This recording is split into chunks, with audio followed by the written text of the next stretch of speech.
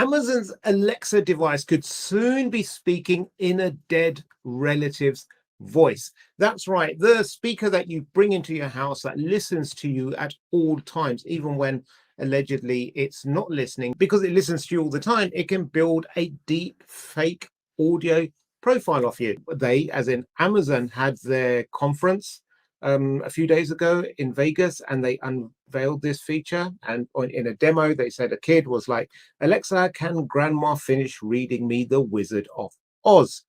Alexa responded, "Okay," which is the wrong answer. The answer should be, "Grandma's dead. She cannot read anymore." However, the head of AI says, "Unquestionably living in the golden era of AI, where our dreams and science fiction are becoming a reality." As this article correctly says, this actually sounds more like an episode of Black Mirror. Thing is that this isn't the first time that we've heard about the digital afterlife. There was this story from a few years ago, 2014. A son races deceased father's ghost in Xbox Racer. I don't know if you remember. So if you set the fastest lap time when you race again, that faster car is the ghost that you chase after.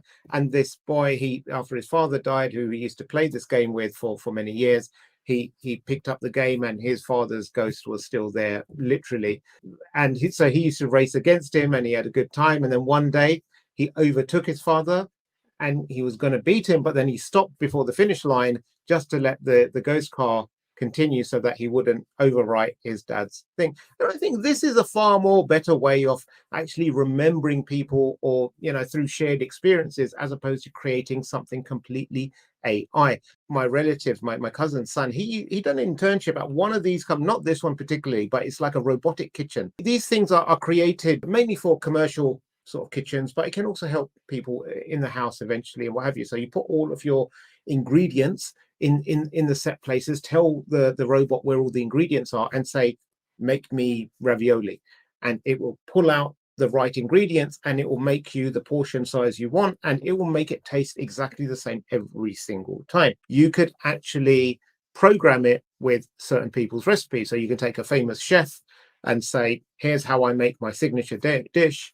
Then you could download it into your kitchen, and your kitchen would then create that perfect dish as well. The implications for this was that you could actually ask your grandmother, who might live in Italy, to say, "Can you make your meatballs for me, grandmother?" And grandmother would teach you how to make it, and the robot would learn how to make it. And then, even if grandma's not living with you, or maybe not living at all, your kitchen could make you food that tastes just like how grandma used to make it. So there are lots of implications for the digital afterlife, some of them better than others. But I do think that we need to be careful. Recreating something that someone's done is one thing, but you've got to be really careful when you delve into the deep fake territory, where you're creating stuff that represents someone but isn't actually them, because you can't capture the soul once it's left the body.